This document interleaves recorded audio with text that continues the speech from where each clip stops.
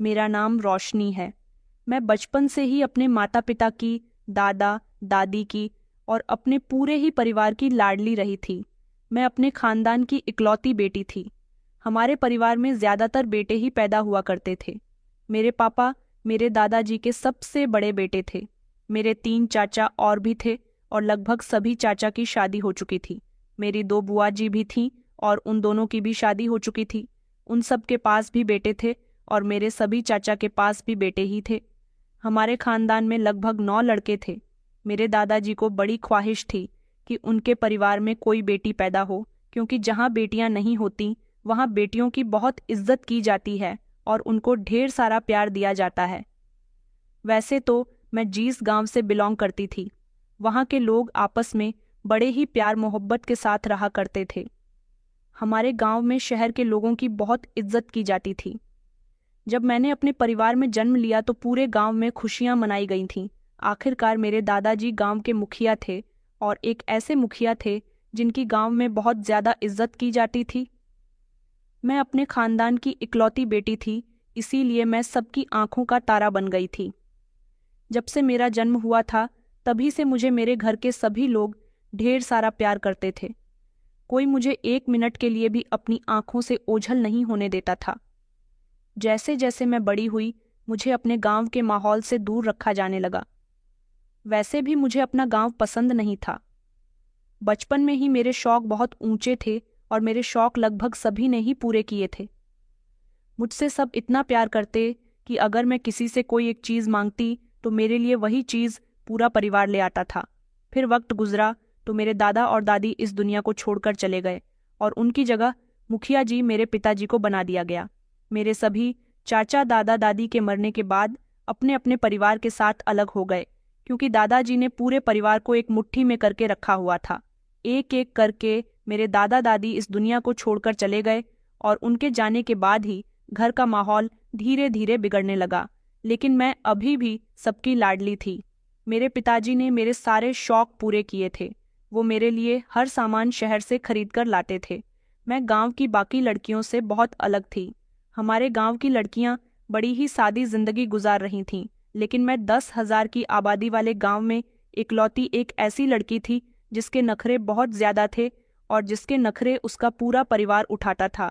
एक ऐसी लड़की जिसकी किस्मत सबसे अलग थी, जिसकी किस्मत पर सब लोग गर्व करते थे और सोचते थे कि काश ऐसी किस्मत हमारी भी होती। मैं अपने आप में ही घमंडी थी।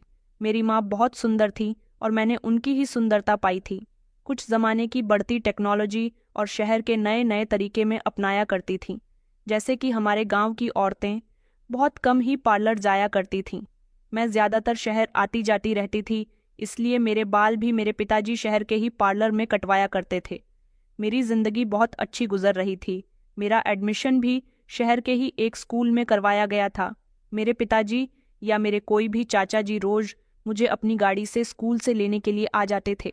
मगर जब हमारे परिवार के हिस्से बंटवारे हो गए तो मेरे सभी चाचा ने अपने घर अलग अलग बना लिए और उसके बाद मेरी परवाह करने वाले सिर्फ मेरे माता पिता रह गए थे। वक्त के साथ साथ मेरे सारे कजिन भी बड़े हो गए थे। जो मुझसे बड़े मेरे कजिन थे उन सभी की एक एक करके शादियां होने लगी थीं और वो लोग भी अपने परिवार में बिजी होते जा रहे थे। 8th क्लास कंप्लीट होने के बाद मैंने सोचा कि मैं शहर में ही रहूंगी और वहीं से ही पढ़ाई करूंगी। मैंने अपने पेरेंट्स से बोल दिया था कि मैं हॉस्टल में रहना चाहती हूँ और कॉलेज में पढ़ाई करना चाहती हूँ। हालांकि मेरे पेरेंट्स इस बात पर राजी नहीं हो रहे थे। उनका कहना था कि तुम हमारी एक ही तो बेटी हो, हमने तुम्हें बड़े लाड प्यार से पाला है, भला हम तुम्हें अकेले शहर में रहने कैसे दे सकते हैं। तो मैंने कहा कि फिर मेरे साथ आप लोग भी शहर में रहने लग जाइए, लेकिन इस बात पर कोई भी राजी नहीं हुआ। मेरे पिताजी के एक दोस्त थे जो कि शहर में ही रहते थे। मेरे पिताजी ने जब अपने दोस्त से ये बात शेयर की कि हमारी बेटी शहर में रहकर पढ़ना चाहती है, तो उन्होंने मेरे पिताजी से यही बात कही कि ये तो बहुत अच्छी बात है, आपकी बेटी की सोच बहुत अच्छी है। अगर वो यहाँ रहकर पढ़ना चाहती है तो इसमें कौन सी बड़ी बात है। वैसे भी ना जाने कितनी दूर दूर से आकर लड़के लड़कियां हॉस्टल में रहते हैं। अपनी पढ़ाई पूरी करने के बाद ही वो अपने घर जाते हैं। लेकिन मेरे पिताजी को डर इस बात का था कि वो अपनी बेटी को अकेले शहर में कैसे छोड़ सकते थे। उनके दोस्त ने उन्हें यही समझाया कि सिर्फ तुम्हारी ही बेटी अकेली ऐसी नहीं है जो यहाँ रहकर पढ़ाई करेगी।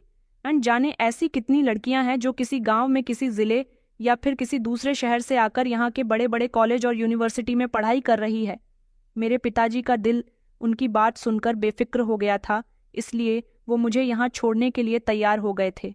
लेकिन उस समय मैं ज्यादा बड़ी नहीं थी, इसलिए माँ पिताजी जल्दी जल्दी हर दूसरे तीसरे दिन मुझसे मिलने के लिए आ जाया करते थे। उनका कहना था कि बेटी, हम तुम्हें बहुत याद करते हैं। फिर वक्त गुजरता गया, मेरी पढ़ाई आगे बढ़ती चली गई।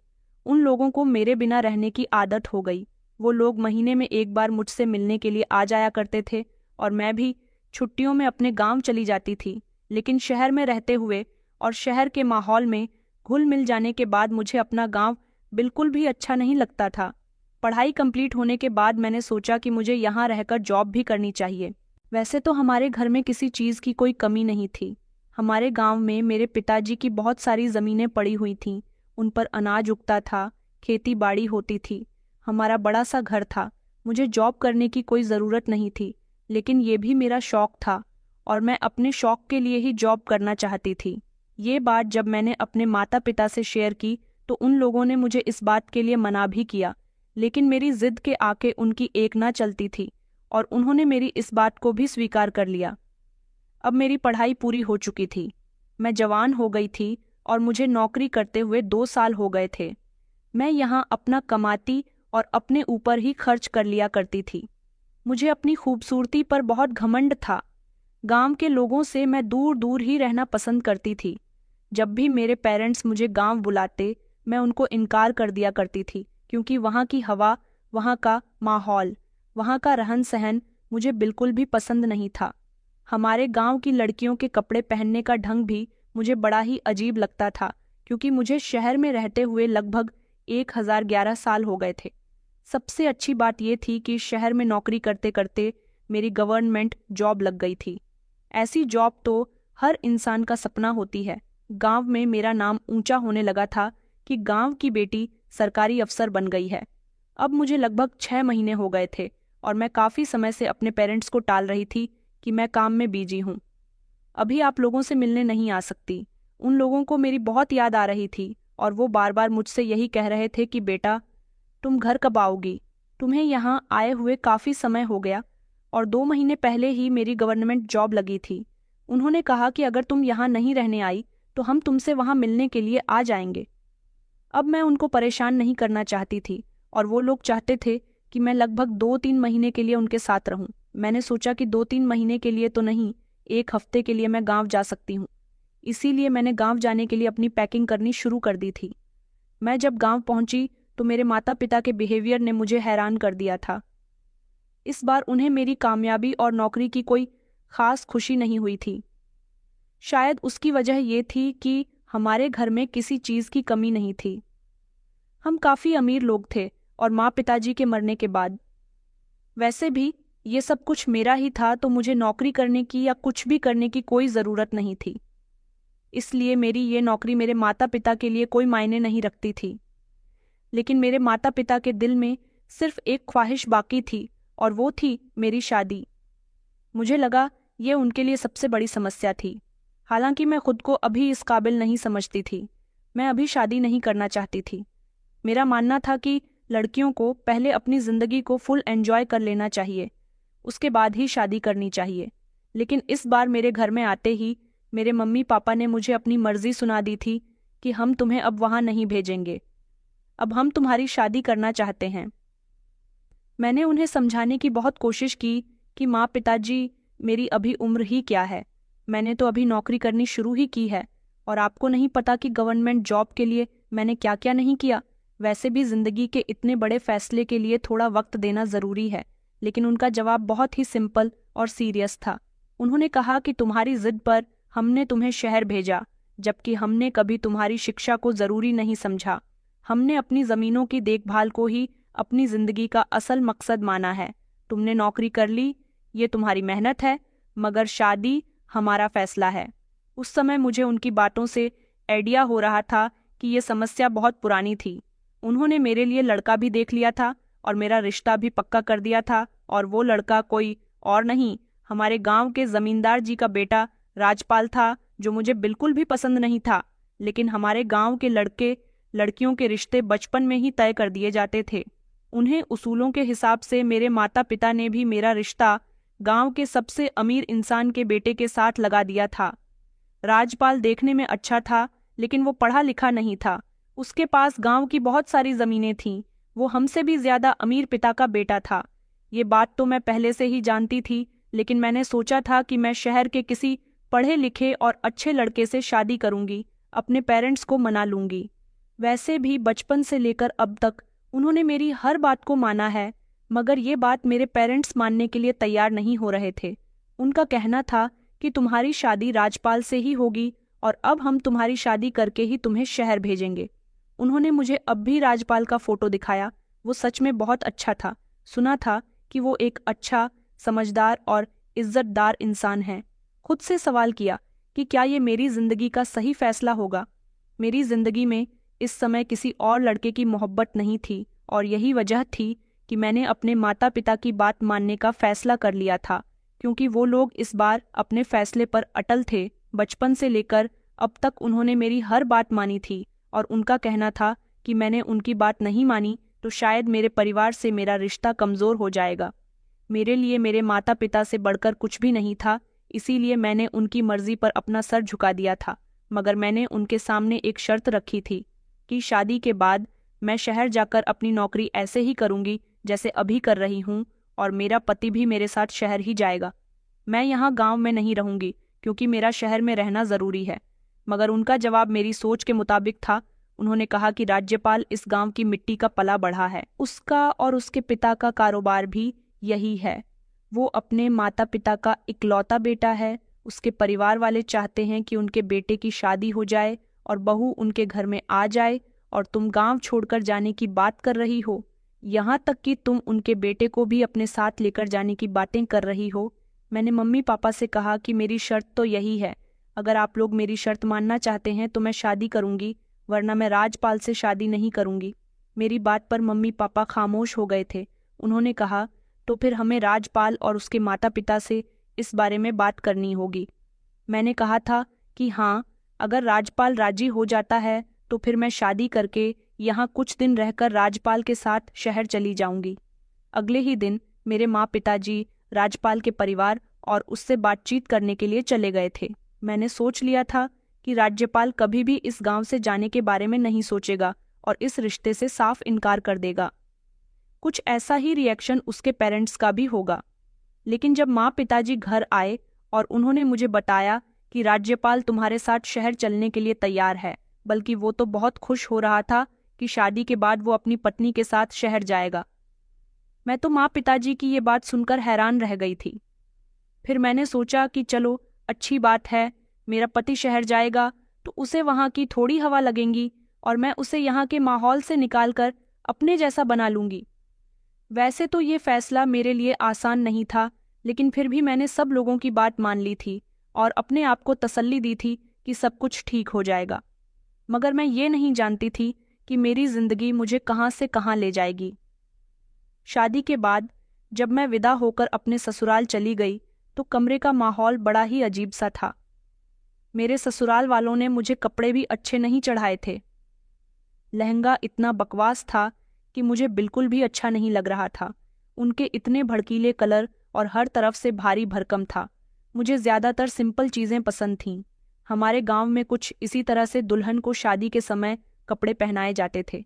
शादी की सारी रस्में बड़ी अजीबोगरीब हुई थीं, जिनके खिलाफ मैं थी।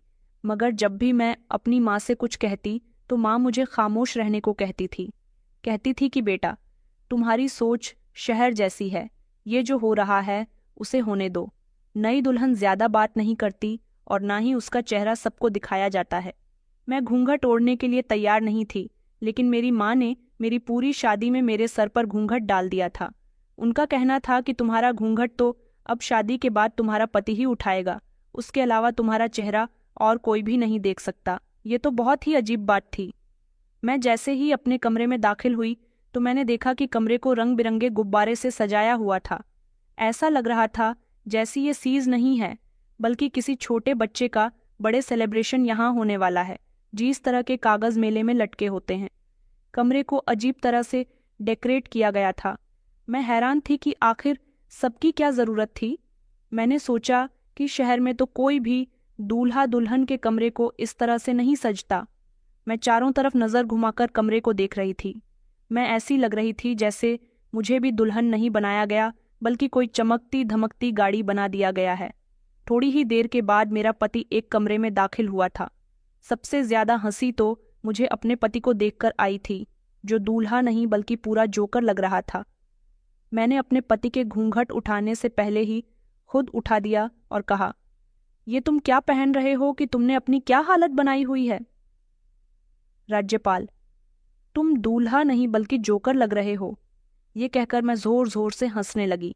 मैंने देखा कि उसके चेहरे का रंग उड़ गया। वो कहने लगा कि मैं तुम्हें अच्छा नहीं लग रहा। मैंने कहा, बिल्कुल भी अच्छे नहीं लग रहे हो। दूल्हा तो शेरवानी पहनता है, बड़ी सी पगड़ी लगाता है, और ये तुमने सफ़ेद रंग की धोती और लाल रंग का कुर्ता क्यों पहन रखा है? उसने कहा, ये मैंने खुद नहीं पहना। हमारे गांव में शादियां होती हैं तो दूल्हे को यही सब पहनाया जाता है। मैंने कहा, तुम्हें भी तो इस सब के खिलाफ आवाज उठानी चाहिए थी। क्या तुम नहीं जानते कि तुम्हारी शादी किस लड़की के साथ हो रही है? मेरी बात सुनकर वह बेचारा शर्मिंदगी महसूस कर रहा था, और मैंने कमरे को देखकर भी कहा कि एक कमरे की क्या हालत बनाई हुई है। मैं फौरन ही खड़ी हुई और मैंने सारे गुब्बारे और पट्टियां अपने हाथों से छुटाकर जमीन पर गिरा दी। वह कहने लगा, ये आप क्या कर रही हो? आपके आने की खुशी में मैंने ये कमरा कितनी मोहब्बत से सजाया था। मैंने कहा, अरे बेवकूफ़, इस कमरे की डेकोरेशन तुमने की थी। मैंने कहा, मेरे साथ रहकर तुम्हें अपनी सोच बदलनी होगी। गांव की हरकतें करना बंद करो। मैं भी ये कपड़े चेंज करने जा रही हूँ। मुझे तो दुल्हन नहीं बल्कि कार्टून बना दिया गया। मुझे गुस्सा आया और मैं फौरन ही बाथरूम में कपड़े चेंज करने के लिए आ गई थी। मैं जब बाथरूम से कपड़े चेंज करके वापस आई तो मैंने देखा कि मेरे पति का चेहरा लटका हुआ था और वो बिस्तर पर एक तरफ बैठा था। मैंने कहा, तुम भी अपने कपड़े चेंज करो और सो जाओ। उसकी आंखों में हैरानी साफ झलक रही थी। शायद उसने कभी सोचा भी नहीं था कि उसकी पत्नी शादी की पहली रात उसे इस तरह बेइज्जत कर देगी। मैंने तो उसके साथ प्यार मोहब्बत की कोई भी बात नहीं की थी। मैंने कमरे में लगे सारे गुब्बारे भी उतार दिए थे। राजपाल एक तरफ बैठा ये सब करते हुए मुझे देख रहा था। राजपाल के चेहरे पर थकावट और गम दोनों ही साफ मुझे नजर आ रहे थे, लेकिन उसने एक शब्द की भी शिकायत नहीं की। अगले दिन जब मेरी आंख खुली तो ससुराल में एक अजीब सा शोर मचा हुआ था। मेरी सास को इस बात पर गुस्सा आ रहा था कि मैंने कमरे की सारी सजावट खराब कर दी थी। ये शिकायत मेरे ससुराल वालों ने मेरे मायके तक पहुंचा दी थी। मेरी इस गलती पर माँ पिताजी ने भी मुझे डांट लगाई थी। मैंने अपने ससुराल वालों से तो कुछ नहीं कहा था, लेकिन अपने माँ पिताजी को बोल दिया था कि वो सब देखकर मुझे ऐसा लगा जैसे मैं किसी मेले में आ गई हूँ। आप लोग इन सब चीज़ों से कब निकलेंगे? गांव के लोगों को भी अब इन चीज़ों की समझ आने लगी है, और आप लोग अभी भी वही पुराने ख्याल के साथ जाहिलों की तरफ पड़े हुए हैं। मेरी बात सुनकर मेरी माँ के चेहरे पर एक गहरी नाराज़गी छा गई थी। वो कहने लगी कि हमें जाहिल ही समझो। आखिर तुमने 10 साल शहर में गुजार लिए हैं, तो हम तुम्हारी नज़र में जाहिर हो गए। मैं उनकी बात पर खामोश हो गई थी, लेकिन मेरे दिल में अभी भी ये सवाल उठ रहा था कि ये सब कब बदलेगा। जैसे तैसे मैंने अपने गांव में 8 दिन गुजार लिए थे, मगर अब मुझे शहर जाना था। इसीलिए मैंने अपने ससुराल वालों से कह दिया था। राजपाल इतना अच्छा था कि उसने इन 8 दिनों में मेरा बहुत ख्याल रखा था। न तो उसने मुझे घर का कोई काम करने दिया था, और वो हर वक्त मेरी इज्जत करता रहता था। मुझे बिल्कुल किसी महारानी की तरह ट्रीट करता था। उसने मुझसे कहा था कि वो सारी जिंदगी मेरा बहुत ख्याल रखेगा और मेरे लिए एक ढाल बनकर मेरे साथ खड़ा रहेगा। मैं उससे जैसा कहती वो वैसा ही किया करता था। वो एक अच्छा इंसान था। मेरे माता पिता भी राजपाल से बहुत खुश थे। उसने जल्द ही उनका दिल जीत लिया था, और साथ ही साथ मेरा भी। राज्यपाल सारी जिंदगी गांव में रहता था, इसलिए उसे शहर की जिंदगी के बारे में ज्यादा कुछ पता नहीं था। लेकिन वहां जाने के बाद उसे अड्जे नष्ट होने में थोड़ा समय लगेगा। वो मेरे साथ मेरे ही फ्लैट में रहने लगा था, लेकिन मैं सारा दिन नौकरी पर होती थी, इसलिए वो अकेला ही फ्लैट में रुक जाया करता था। मगर वो बेचारा फ्लैट के सारे काम करता था, मुझे कोई काम नहीं करने देता था। मैं रात को थकी हारी घर वापस आती तो मेरे लिए जैसा भी खाना बन पाता बना लिया करता था। उससे मेरा बहुत ख्याल होता था। मुझे लगा शायद वो कुछ दिन बाद यहाँ एडजस्ट हो जाएगा, लेकिन मेरा ये ख्याल गलत साबित हुआ था। वो हमेशा अपने माता पिता को याद किया करता था और बार बार मुझसे कहता कि हमें गांव चलना चाहिए, मैं यहाँ नहीं रह सकता, यहाँ मुझे कुछ भी अपना नहीं लगता। मैंने उसे समझाने की बहुत कोशिश की, मगर वो मेरी कोई भी बात समझने के लिए तैयार नहीं था। वो हमेशा गांव की ही बातें करता रहता था, कभी अपने घर वालों को याद करता। राज्यपाल की इस हालत ने मुझे उलझन में डाल दिया था। वो हमेशा मेरे साथ रहता और कहता कि तुम्हारी इज्जत करना और तुम्हारा ख्याल रखना मेरी जिम्मेदारी है, मगर मैं यहाँ शहर की भीड़ में तुम्हें अकेला छोड़कर नहीं जाने दे सकता।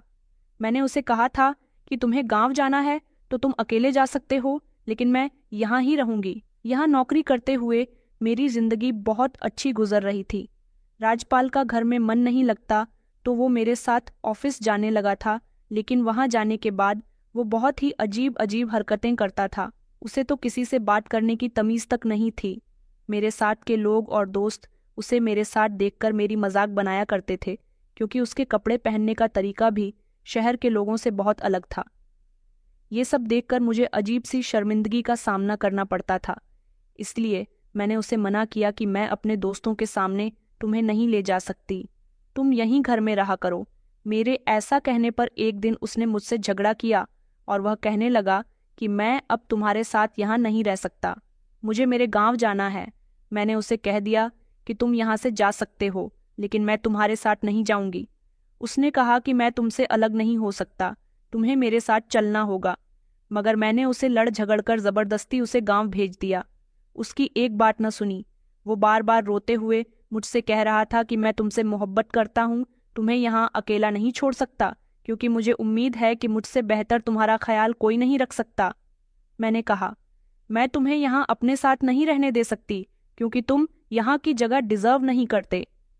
अब उसके साथ मेरी बहुत मजाक बनने लगी थी। आखिर में कब तक सबसे उसे छुपाकर रखती। सब लोगों को पता चल गया था कि वो मेरा पति है, और अपने कई दोस्तों के सामने भी मैं उसकी इंसल्ट भी कर चुकी थी। क्योंकि मेरे फ्लैट पर मेरे दोस्त आते जाते रहते थे, उसकी वजह से मेरे दोस्तों को मैं अपने फ्लैट पर भी अब नहीं बुला पा रही थी। एक दिन मेरे दोस्त मेरी इजाज़त के बिना वहां आ गए और उन्होंने राजपाल को देख लिया। राजपाल ने उनको बता दिया कि मैं रोशनी का पति हूँ। राजपाल को ये बात पसंद नहीं आई कि मेरे लड़के भी दोस्त हैं। बस इसी बात से लड़कर मैंने उसे ज़बरदस्ती गांव जाने को कहा। उसकी इज्जत पर बनाई थी, इसलिए वो सबको छोड़कर गांव वापस चला गया था, जबकि मैं शहर में अपनी ज़िंदगी आराम से गुजार रही थी। मम्मी पापा भी मेरी इस बात से नाराज़ हैं कि मैंने अपने पति के साथ बदतमीज़ी की है, लेकिन मैंने सारे ही इल्ज़ाम राजपाल पर लगा दिए थे। अब मैं फिर से यहाँ अपनी नौकरी करने में बिजी हो गई थी। मुझे अपने पति की बिल्कुल भी याद नहीं आती थी। हाँ, उसकी कमी महसूस होती थी, क्योंकि वो यहाँ मेरे साथ पूरे 4 महीने रह चुका था। इन पूरे 4 महीने में उसने मेरा बेहद ख्याल रखा था। मुझे लगता था कि वो पढ़ा लिखा नहीं है, इसलिए उसे किसी बात का सेंस नहीं है, इसलिए मैं उसे खुद से दूर रखना ही बेहतर समझ रही थी। मेरे माता पिता बार बार मुझे गांव में बात करने के लिए बुला रहे थे। इस बात पर राज्यपाल के परिवार वालों को भी बहुत गुस्सा था, लेकिन मैं अब किसी की भी नहीं सुनना चाहती थी। मैंने अपना मोबाइल भी बंद कर दिया था। मेरे माता पिता मुझसे इस बारे में बात करने के लिए आए थे कि तुम राजपाल की पत्नी हो और अब तुम्हें गांव चलकर उसके साथ ही जिंदगी गुजारनी होगी। लेकिन मैंने इनकार कर दिया कि अगर वो मुझे छोड़ना चाहे तो छोड़ सकता है, मैं उसके साथ नहीं रह सकती। उसके साथ मेरी जिंदगी का गुजारा नहीं हो सकता। उसकी सोच मेरी सोच से बहुत अलग है। राजपाल को जब ये बात पता चली कि मैंने उसे छोड़ने तक की बात कर दी है, तो उसका कहना था कि वो मुझे किसी भी हाल में नहीं छोड़ सकता। अभी उसने मुझे अपने रिश्ते से आज़ाद नहीं किया था। राजपाल को शायद मुझसे मोहब्बत हो गई थी, लेकिन मुझे उससे कोई भी मोहब्बत नहीं थी। मैं तो उसे देखना भी पसंद नहीं करती थी। हाँ, बस उसकी इज्जत करती थी। पता नहीं क्यों मैं इतनी खुदगर्ज हो गई थी कि मुझे अपने माता पिता की भी कोई बात ठीक नहीं लगती थी। वैसे भी राजपाल बहुत सीधा लड़का था, वो हमेशा अपने माता पिता की ही मर्जी से चलता था। मुझे तो ऐसा लगता था जैसे वो किसी चाबी का गुड्डा है, जैसे उसके माता पिता ने बोल दिया वो वैसा ही करता है। भला शादी करने के बाद वो मेरे लिए भी अच्छे बुरे डिसीजन क्या लेगा? वो तो ये भी नहीं समझता कि गांव की जिंदगी और शहर की जिंदगी में बहुत फर्क होता है। वो सारे गांव के काम शहर में किया करता था, इसलिए लोग उसकी मजाक बनाया करते थे, और यहाँ रहते हुए मैं अपनी किसी से भी इंसल्ट नहीं करवाना चाहती थी। मेरी इन हरकतों की वजह से मेरे माता पिता को भी बहुत तकलीफ हो रही थी, लेकिन मैं उनकी इकलौती बेटी थी, इसलिए वो मुझसे ज्यादा कुछ नहीं कह सकते थे।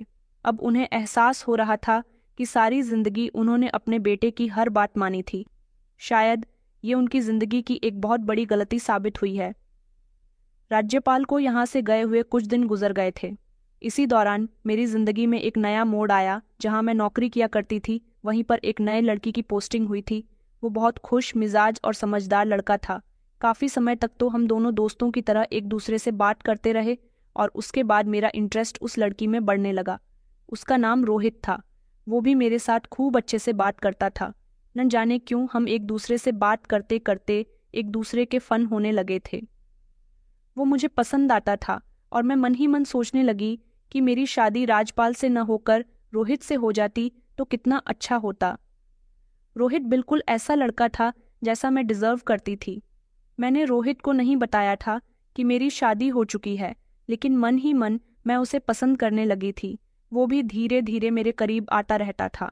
एक दिन मैंने उसे बता ही दिया कि मैं उसे पसंद करने लगी हूँ, और उसने भी मुझसे अपनी मोहब्बत का इजहार कर दिया। उस दिन के बाद हम दोनों एक दूसरे के साथ रिलेशनशिप में रहने लगे। मेरे घरवालों को नहीं पता था कि मैं यहाँ शादीशुदा होते हुए भी एक लड़की के साथ अफेयर में हूँ। रोहित न सिर्फ स्मार्ट था, बल्कि उसके बात करने का तरीका और चलने फिरने का स्टाइल भी बेमिसाल था। राजपाल और रोहित में जमीन आसमान का फर्क था। वो भी मेरी तरह गवर्नमेंट जॉब करता था। रोहित के साथ रिलेशनशिप में रहते हुए मेरी जिंदगी पूरी तरह से बदल गई थी। रोहित मेरे साथ खुश था। उधर राजपाल मुझे बार बार फोन करके गांव वापस आने को कहता रहता था, लेकिन मैं उसके फोन को भी इग्नोर किया करती थी, और अपने पेरेंट्स के फोन्स को भी। मेरे पेरेंट्स मुझसे बहुत नाराज थे। मैं अब ज्यादातर समय रोहित के साथ गुजरने लगा था। रोहित और मैं एक दूसरे से काफी हद तक करीब आ गए थे, क्योंकि उसने मुझसे वादा किया था कि वो मुझसे शादी करेगा, और मैंने भी पक्का इरादा कर लिया था कि मैं राजपाल से डिवोर्स ले लूंगी और उससे खुद को अलग कर लूंगी। काफी समय हम दोनों को एक साथ गुजर गया था। एक दिन मेरे माँ पिताजी मेरे फ्लैट पर आ गए थे। ये तो अच्छा हुआ।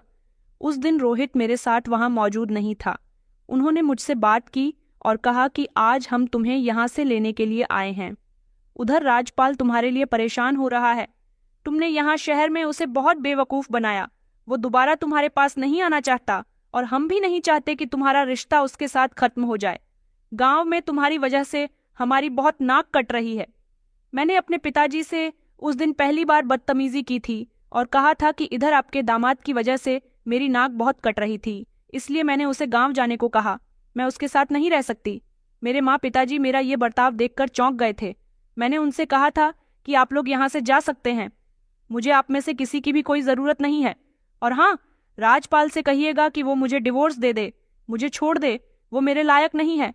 मेरे माँ पिताजी को बहुत गुस्सा आया था, मगर वो मेरे फ्लैट से शर्मिंदा होते हुए वापस गए थे, क्योंकि मैं उनके साथ न तो ढंग से बात कर रही थी और ना ही मैंने उनको बैठने के लिए कहा था, बस उनके साथ बदतमीजी शुरू कर दी थी। वो उन लोगों को लग रहा था कि मैं उनकी बेइज्जती कर रही हूँ, इसलिए वो लोग वहाँ ज़्यादा समय ना टिक सके, और मुझे अच्छा लगा कि अब वो आइंदा मेरी जिंदगी में दखल अंदाजी नहीं करेंगे। कुछ दिन और इसी तरह से गुजर गए थे। मेरे माँ पिताजी ने मुझसे दोबारा कोई केन अटैक करने की कोशिश नहीं की थी, लेकिन अब मेरी तबीयत कुछ गिरी गिरी सी रहने लगी थी और मुझे कुछ अच्छा भी नहीं लगता था। मैं दिन ब दिन कमज़ोर होती जा रही थी। मैं यही बात जब रोहित से कहती तो वो मेरी बात को इग्नोर कर दिया करता था। मैंने उसे कई बार कहा था कि मैं कमज़ोर होती जा रही हूँ, मुझे बहुत कमज़ोरी महसूस होती है, पता नहीं मुझे क्या हो गया।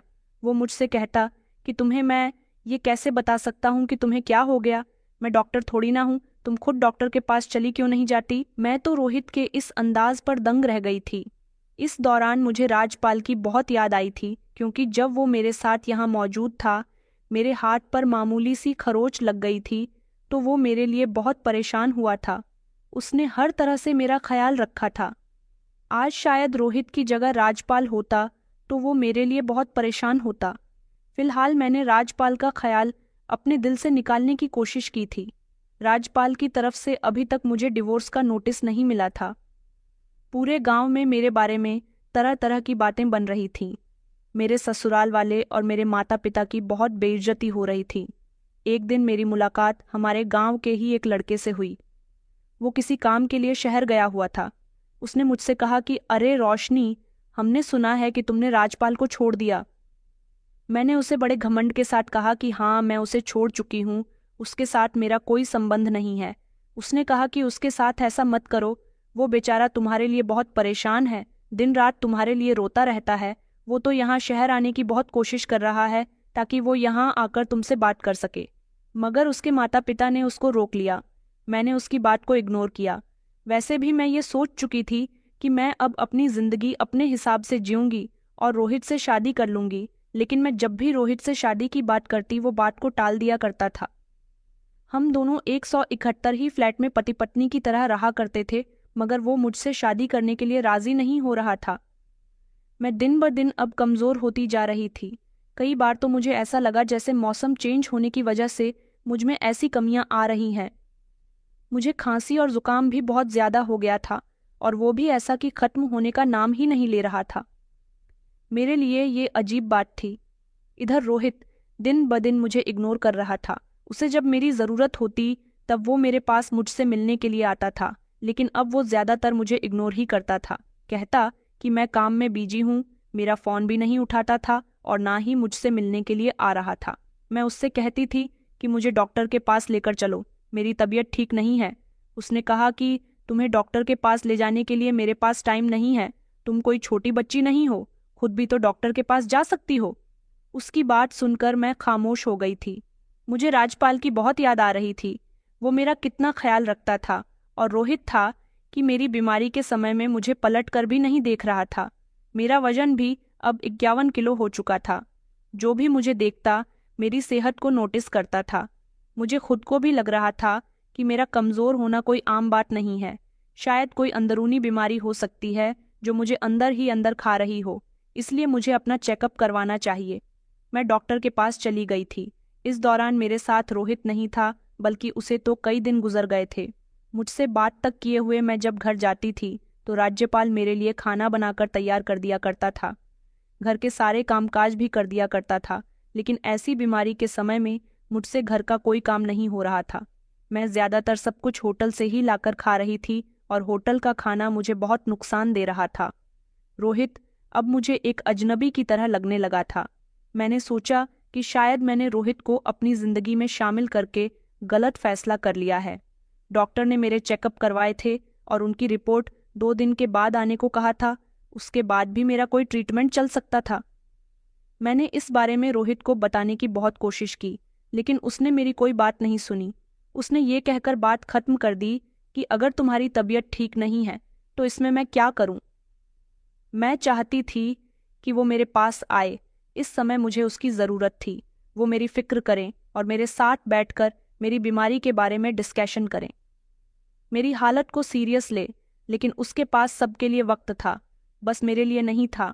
वो शायद मेरे लिए सही नहीं था। राजपाल की मोहब्बत, उसकी कुर्बानी मेरे लिए अहमियत रखती थी, और अब मुझे उसकी कमी बेहद महसूस हो रही थी। 2 दिन के बाद जब मेरी रिपोर्ट्स आईं तो डॉक्टर ने बड़े सीरियस होकर कहा कि आपको एड्स हो चुका है। मैं तो शॉक्ड रह गई थी। ये खबर मेरे लिए एक झटके से कम नहीं थी। मैंने कहा, डॉक्टर, ये कैसे हो सकता है? डॉक्टर ने कहा कि तुम्हारी इम्यूनिटी बहुत कमज़ोर हो गई है और ये बीमारी तुम्हें किसी के थ्रू लगी है।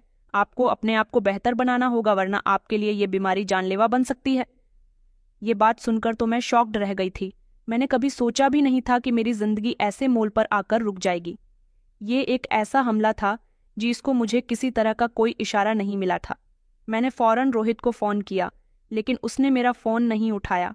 मैंने कई बार कोशिश की कि वो जवाब दे, शायद वो मुझे तसल्ली दे, लेकिन उसकी तरफ से कोई जवाब नहीं आया।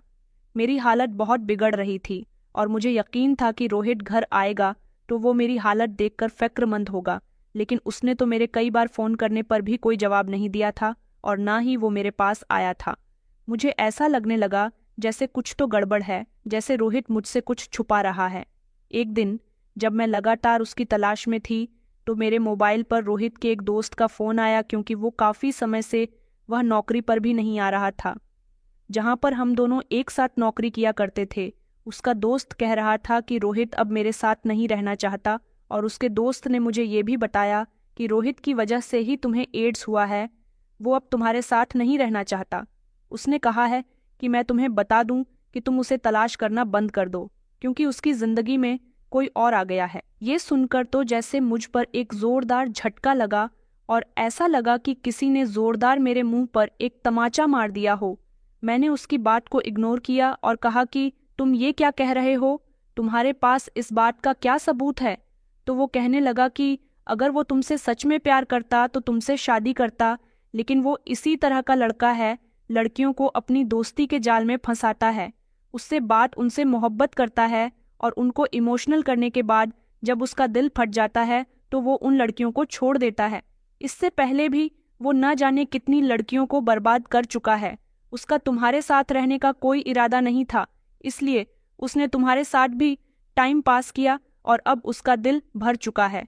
उसे पता लगा कि तुम उसे तलाश कर रही हो और इस बीमारी की हालत में तुम्हें उसकी तलाश नहीं करनी चाहिए, इसलिए उसने कहा कि तुम परेशान न हो, मैं तुम्हें इस बारे में उसकी पूरी इन्फॉर्मेशन दे दूं। तुम्हारी बीमारी को देखकर भी वो तुम्हें छोड़ने का फैसला कर चुका है। मैं तुम्हें ये सब इसलिए बता रहा हूँ ताकि तुम उसका इंतज़ार न करो। इतना कहकर उसने फ़ोन बंद कर दिया था और मुझे छोड़ दिया। एक ऐसी हालत में इसके बारे में मैं सोच भी नहीं सकती थी। मैं ज़ोर ज़ोर से रोने लगी। रोहित, जिसे मैं अपनी ज़िंदगी का हिस्सा समझने लगी थी, वो मुझे इस तरह छोड़कर चला गया था। वो न सिर्फ मेरी बीमारी का सबब बना, बल्कि उसने तो एक लम्हे के लिए भी मेरी फिक्र न की। रोहित का मेरा साथ छोड़ना मुझे बहुत ज़्यादा तकलीफ दे गया था, लेकिन साथ ही मैंने ये भी सोच लिया था कि मैं अपनी बिखरी हुई जिंदगी को दोबारा सही कर सकती हूँ। इस सब ने मेरी जिंदगी को कैसा मोड़ दिया, इसके बारे में मैं सोच भी नहीं सकती थी। रोहित के साथ के लिए मैंने अपने माता पिता से भी मुंह फेर लिया और राजपाल झुकी। मेरी इतनी इज्जत किया करता था, मुझसे बहुत मोहब्बत किया करता था, मैंने कभी उसकी मोहब्बत को भी नहीं समझा। ये सब कुछ रोहित की वजह से हुआ था। उसने अपनी बीमारी मुझे लगा दी थी। मेरी तबीयत और ज़्यादा खराब होती जा रही थी। मैंने फैसला किया कि मुझे गांव चले जाना चाहिए और अपने माता पिता से माफ़ी मांगनी चाहिए, यहाँ तक कि मुझे राज्यपाल से भी माफ़ी मांगनी चाहिए। उसकी बड़ी मेहनत और मोहब्बत थी, लेकिन मैं इन सब बातों को भूल चुकी थी। मैंने गांव आकर अपने माता पिता से माफ़ी मांगी और उनको अपनी बीमारी के बारे में सब कुछ बता दिया, और राजपाल से भी रो रो कर माफ़ी मांगी कि वो मुझे माफ़ कर दे। अगर वो मेरे साथ रिश्ता रखना चाहता है तो रख सकता है, क्योंकि अब मैं इतनी बड़ी बीमारी की शिकार हो चुकी हूँ। वो मुझे इस तरह छोड़ देगा तो मैं टूट जाऊंगी। मैंने देखा था कि राजपाल की हालत पहले से ज़्यादा बहुत कमज़ोर हो गई थी, क्योंकि वो मेरी याद में रोया करता था। उसके माता पिता ने हरगिज़ कोशिश की कि उनका बेटा मुझसे दूर रहे, लेकिन मुझे अपनी आंखों के सामने देखने के बाद भी राजपाल के दिल से मेरी मोहब्बत न निकली थी, और उसने अपने माता पिता के खिलाफ जाकर कहा कि वो मेरे साथ रिश्ता रखना चाहता है। मैंने ये राज किसी को न बताया कि मेरी ये हालत रोहित की वजह से हुई है, वरना सारी जिंदगी मुझे न तो मेरे माता पिता एक्सेप्ट करते और ना ही राज्यपाल। शायद इसी राज की वजह से मुझे मेरे माता पिता ने भी माफ़ कर दिया और राजपाल ने भी माफ़ कर दिया। मैंने राजपाल के साथ अपना घर बसाने के लिए अपने इस राज को दबा दिया। इतना सब कुछ हो जाने के बाद भी राजपाल ने मुझे खुले दिल के साथ एक्सेप्ट किया, मेरी सेवा की। मैं अपने आप को बहुत बुरा समझने लगी थी, क्योंकि वो मेरी जिंदगी का हिस्सा था और मैं उसकी कदर नहीं कर सकी थी। मेरे शरीर की हालत ऐसी होने लगी थी कि मुझे अपनी मौत का एहसास हो रहा था। मैं सोचने लगी कि मैं कितनी बुरी हूँ। मैंने अपने माता पिता की मोहब्बत का और राजपाल की मोहब्बत का गलत फ़ायदा उठाया। मेरे पिताजी और राजपाल मुझे मुंबई शहर ले गए और वहाँ जाकर उन्होंने मेरा इलाज करवाया। इस दौरान राजपाल ने बिल्कुल मेरा ख्याल ऐसे रखा था जैसे मैं उसके लिए बहुत ज़रूरी हूँ। मेरी बीमारी के बारे में सुनकर वो बेहद परेशान हो गया था और ऐसे कठिन समय में उसने मेरा पूरा साथ दिया था। ऊपर वाला हमारे नसीब में कुछ ऐसे लोगों को हमसे जोड़ देता है जो हमारे लिए बहुत कामयाब साबित होते हैं, लेकिन हम उनकी कदर नहीं करते। जब हम ऐसे लोगों को अहमियत नहीं देते तो ऊपर वाला हमें उनसे जुदा कर देता है और उनमें कमी कर देता है। ये एक हकीकत है कि जो चीज़ इंसान के पास होती है वो उसके लिए आजमाइश बन जाती है, और जो उसकी दी गई चीज़ की कदर नहीं करता तो ऊपर वाला उससे नाराज़ हो जाता है और उसकी नाराज़गी का नतीजा उसके लिए नुकसानदेह साबित होता है। हमेशा हमें ऊपर वाले की मर्जी के मुताबिक चलना चाहिए, उसकी दी गई चीज़ों पर शुक्र अदा करना चाहिए और खुश रहना चाहिए। लेकिन जब हम उसकी दी गई चीज़ों को धुतकार देते हैं और उनकी कदर नहीं करते तो अंजाम कुछ इसी तरह का होता है जैसे मेरा हुआ। बचपन से ही मुझे जितना प्यार दिया गया और जितना प्यार मुझे राजपाल ने दिया वो सब कुछ मेरी खुशकिस्मती थी, लेकिन मैंने राज्यपाल की कोई कदर नहीं की और ना ही अपने माता पिता की। मैंने तो अपने माता पिता से भी मुंह फेर लिया था, जिसका नतीजा मुझे इस बीमारी के रूप में मिला और रोहित के धोखे के रूप में मिला। रोहित जहां भी हो, ऊपर वाला उससे उसका बदला जरूर लेगा, मगर मुझे राजपाल ने माफ कर दिया। यही मेरी सबसे बड़ी खुशकिस्मती थी। इस बात को 2 साल गुजर चुके हैं। मैं राजपाल के साथ अब बहुत खुश हूँ, क्योंकि उसने मेरा बहुत ख्याल रखा और उसकी मेहनत ने मुझे काफ़ी हद तक ठीक कर दिया। तो दोस्तों, उम्मीद करती हूँ आपको हमारी कहानी पसंद आई होगी। कहानी पसंद आई है तो वीडियो को लाइक करें, चैनल पर नए हैं तो चैनल को सब्सक्राइब करें। धन्यवाद।